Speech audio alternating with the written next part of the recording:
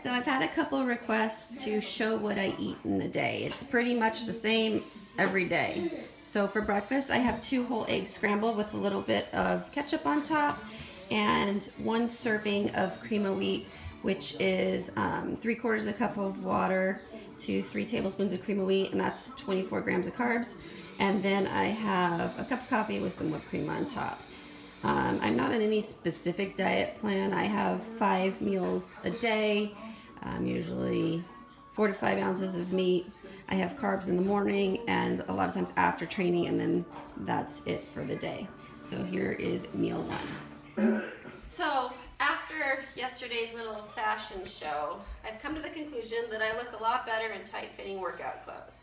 So I think I'm just going to go on a shopping spree at Dick's and Athleta, which I've never shopped at, maybe Lulu, and get some more workout clothes. So just a little update on me. I have, I think, 2 more days of prednisone at 5 milligrams. I feel a lot better. I finally feel like I'm back to myself. I'm done with the antibiotics.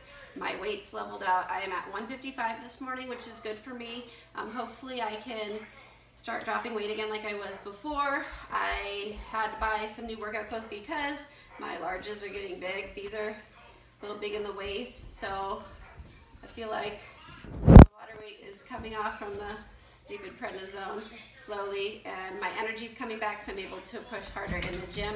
But yeah, Cammie, what do you think about those dresses yesterday? You want me to look better like this? I think just with the shape of my body, tight-fitting workout clothes look better than fluffy dresses. Well, no. Yeah, I mean, we've been doing these midday. Yeah. It's fine. I mean, sometimes in the morning it's like shit goes on, man. Kids going crazy and all that. Yeah. We had to go to the gym. I'm going to New York tomorrow for my, natural body thing. It's going to be amazing. Mm-hmm. They got custom shirts made up. We got 200 of those. First 200 purchases of MTS gets a free shirt. Mm-hmm. We also have the cool little lanyards I have my keys on. Wristbands. We got some cool stuff, man. It's going to be a good time. Afterwards at 6 p.m., it's 12 to 6 at Natural Body in Queens. 6 p.m. we go to train at Coliseum Gym. I have deadlifts. Going to be a hell of a time. But we trained. We trained shoulders. I'd tell you that was a good workout. Yeah, it was a great workout. Yeah, we went to failure and all that, and we were looking fly. Doing shoulders and not deadlifts. Yeah, I'm not ready. I'd rather do deadlifts at the event. So, she's petting Ruckus. She's not just looking at random floor places. Just this mop. So anyway, I went and got a haircut because, I got to make sure I'm Trump tight for the event. Got to make sure it's on point. So the thing is, think about when I was young and I was overweight as a child. And I remember it used to just hurt me having a body that wasn't something I liked. And now I'm very proud. I mean, I'm still not one of those guys who goes around with jogging my shirt off, or, I don't even like wearing a tank top to soccer games, hence the soccer dad tan. Awesome. I'm gonna go to tanning bed today. Hopefully we'll even it out a little bit. But at the end of the day, I think that one of the things that we know is you look good, you feel good.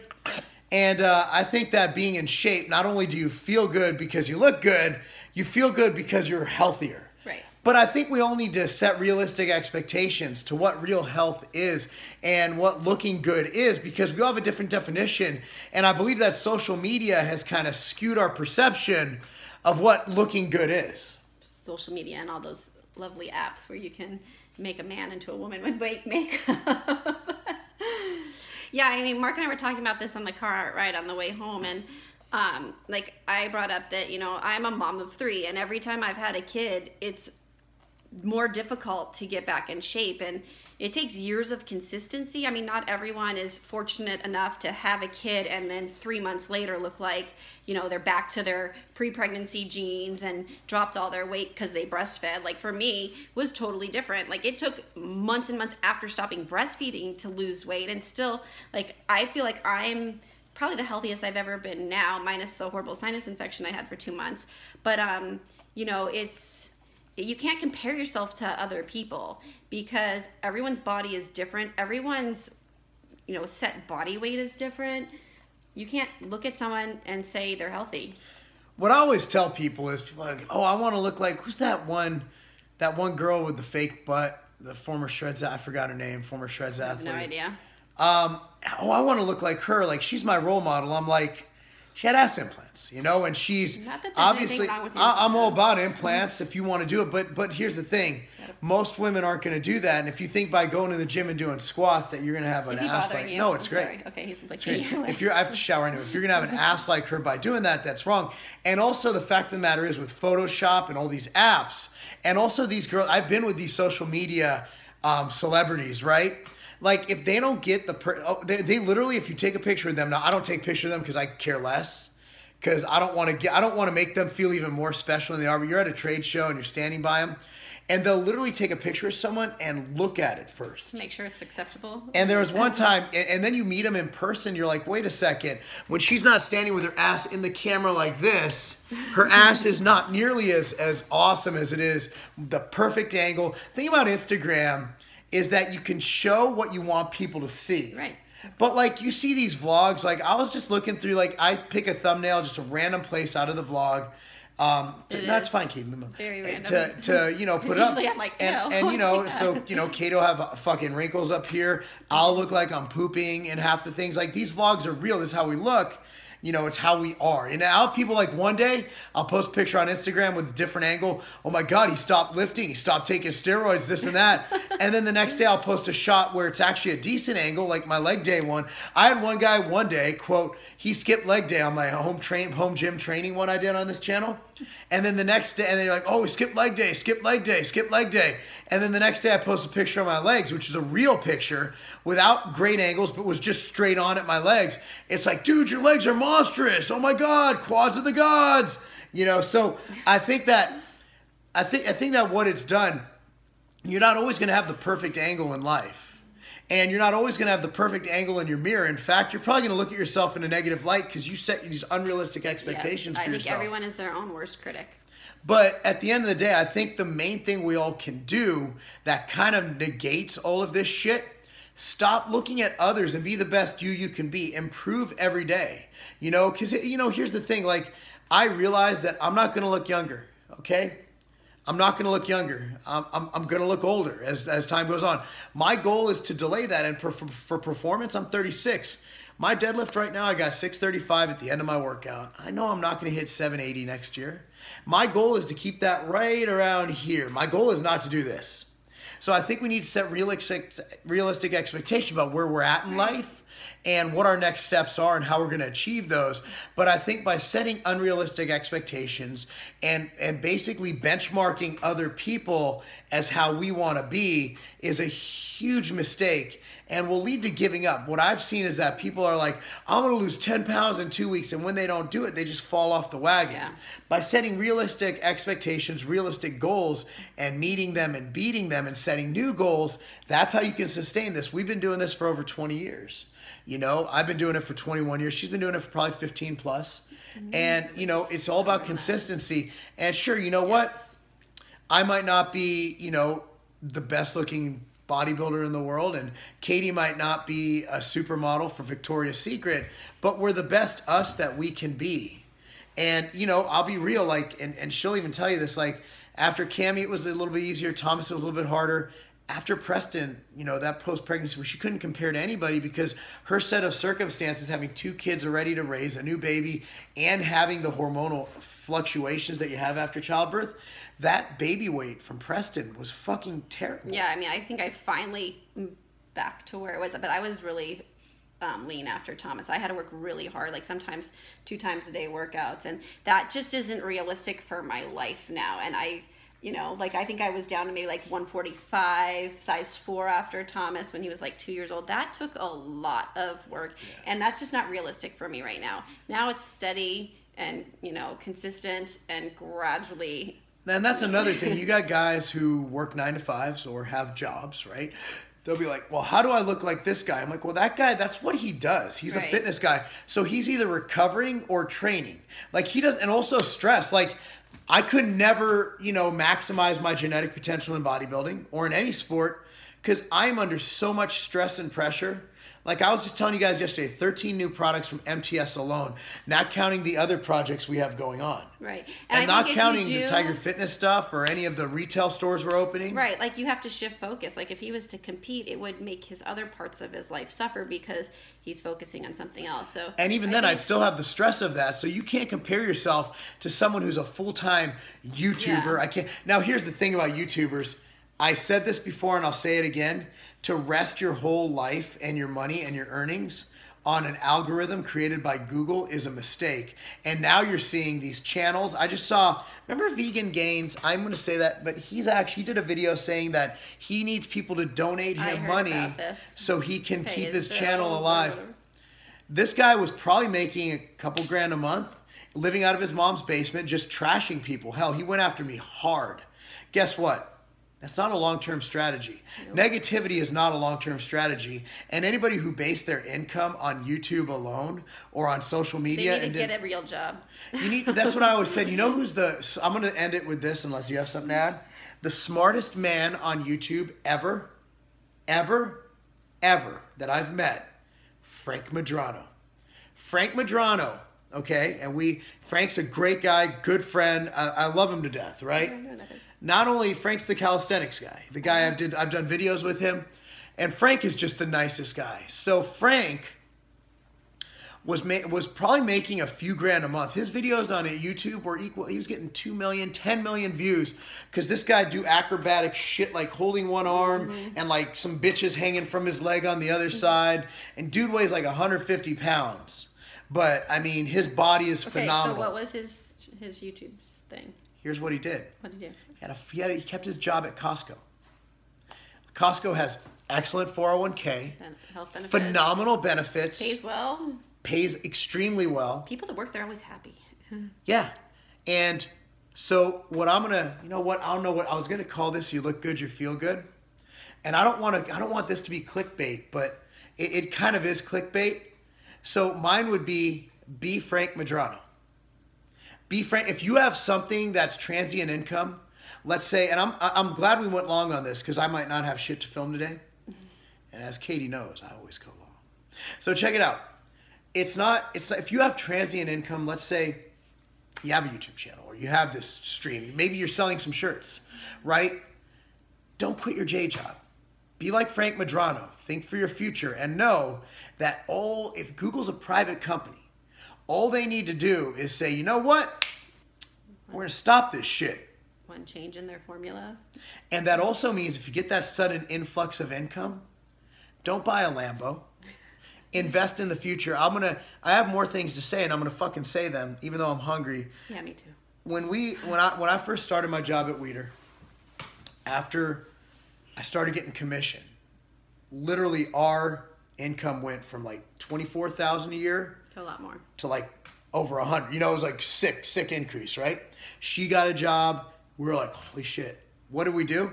Paid off our student loans and we started paid off our car and started investing. Refinance the house. So we were Frank Medranos before I even knew the motherfucker. Anyway, much love to Frank. And yeah, but back to that. We just talked about a whole bunch of stuff. That looks crazy. You know what? That's just what we do, Katie. And we do that every damn day. Every damn day. Every damn day. Post-workout meal 2. This is a scoop and a third of MTS birthday cake. It's delicious with some baking powder. That's what makes it puff up. And I used coconut milk to mix it. Then I added a banana. So that will be my post-workout meal 2. And while I was making it, Marc was singing that honky tonk badonkadonk. Don't know why, but it was quite funny and I tried to get it on film, but I couldn't. So since I'm talking about what I eat during the day in this vlog, I figured I might as well throw in what supplements I take. So this is my daily supplement stack. When I work out, I take a scoop of Ruckus pre-workouts. I mix my during workout nutrition with 2 scoops of MTS Machine Fuel. When I get home from the gym, I then, oh wait, I skipped one, sorry. After I work out, whatever bread chains I have left, I add 2 scoops of Ambrosia Overtraining Solutions. When I get home, that's done, I mix up my next drink for the day, which is a scoop of nectar and a scoop of MTS Nutrition machine greens and multi. And I use that to wash down my 4 Mental Jewels by Ambrosia. This really helps with mental focus for the day. When I get home from the gym, I eat and then I get to work. I spend several hours at the computer, so that helps focus. I also take my Machine Motion and my Peak Physicor at that time It's best for me to take the bulk of my supplements middle of the day when I'm not distracted by the kids or running errands around. So that's why I try to take it as much as I can during the day. And I also take my MTS Nutrition fish oil. So mid-afternoon, probably about 3 o'clock, when I'm starting to get tired, I take 1 drop factor. I think I'm ready to up it to 2. If I haven't had a bunch of coffee, you know, then I can probably take 2 and tolerate the amount of caffeine. But I usually take 1 if I've had like 2 cups of coffee after the gym, and that's typical for me. And then my, of course, machine whey here, I use that twice a day at least. I make an MTS cake in the microwave or mix it with yogurt for my before bed snack, as you'll see later today, and always with my machine uptake probiotics. These are chewable chocolate wafers, and they're delicious. So that is my supplement stack. You lost Tyrant. Oh, Tyrant. I take 2 Tyrant. It was hiding behind the way. Before bed, and that's for estrogen and cortisol support. I really like this product. I think it's really helped with fat loss in the last several months. So can't say anything but great things about that. Mark, do you want to add anything? I'll go over dosing. Dosing is per label on all of these. Yes. Except fish oil. Fish oil, most recommend including the Zone diet, even CrossFit, and a lot of the groups as far as for cognitive function and even for dyslexia treatment, recommend getting your omega-3 to omega-6 up higher. Yeah, I usually take 3. We're currently at 20-to-1 omega-6 to omega-3 as a society. We want to get that closer to 1-to-1. While that's not really going to happen, fish oil, I recommend 5 a day. That's 3 total grams of EPA DHA. The only other thing I'm going to say that as far as dosing is concerned, assess tolerance on all of the pre-workouts and the fat burners. Like I said, if I haven't had coffee, I could probably tolerate 2 of these, but I always have like 1 or 2 cups of coffee. And as far as machine motion, take 1 to 2 a day, and take them with, if you have whey protein shakes twice a day, that'd be the best time to take it, just in case you have a little bit of lactose issues with that. And Ruckus, she only takes 1 scoop because Katie is extremely caffeine sensitive. Yeah. And so most people take 2. For example, the new Clash, if I was going to give her the new Clash, I'd give her less than a half a scoop, probably about a quarter of a scoop. The other thing is I take uptake. I try to remember to take it every time I have whey protein, or even more times a day. They're delicious. This is the first time we've seen him be a guard dog. The lawn care service is spraying the yard, and he is barking. And he's got a really deep bark, which I didn't know. It's like the dog went through puberty or something. Ruckus! Guard dog, listen to that growl. Oh, I'm scared of this fluffy mop at the door. That would deter anyone from wanting to come in. Look at him. He's up with 1 paw. He's ready to pounce on that guy. Guard dog. Guard dog Ruckus. Well, at least we know that he sort of lives up to his name. Just a little bit. So I'm upstairs working right now, and Mark is down in his office doing a video going over his experience having a vasectomy, and it's pretty funny. So just wanted to give you guys a heads up to watch out for that video on the Tiger Fitness channel. He goes over basically our experience with birth control, his experience with having a vasectomy, and all the fun details that you may or may not know about having a vasectomy. So I'm listening. His video is pretty long and detailed, so be sure to check it out. It's funny. Very funny. So this is my 3rd meal of the day. Both of them. She's bulky. Yeah, both of them. Mark put my chicken out. I think it's about 4 ounces of chicken, I'd say. Some broccoli, and then since I don't have carbs with this meal, I'm having a little bit of guacamole. We'll just say avocado. Avocado. Costco. It's the Costco already mixed up. Comes in a 3-pack. Looks like this. Delicious. I put that on my chicken. Oh. Yeah, what is that? This is a bonsai salad from Red Robin. It's got a teriyaki chicken breast, pineapple, mandarin oranges, some slivered almonds, and what I'm guessing the teriyaki glaze adds about 6 to 10 grams of carbs. A little bit from fruit, you're looking at 20 to 25 grams of carbs. This is meal 4. She's the bread, it's about 50. She'll just dip lightly in the dressing. Probably around 25 protein, maybe 30 to 35 carbs. Perfect. Say hi to Evelyn. So this is meal 5, end of the day. This is 227 grams of fat-free Greek yogurt, a half a scoop of MTS strawberry cheesecake whey, 3 Splendas, And then I added 10 grams of almond butter and topped it with some whipped cream. This is one of my favorite meals.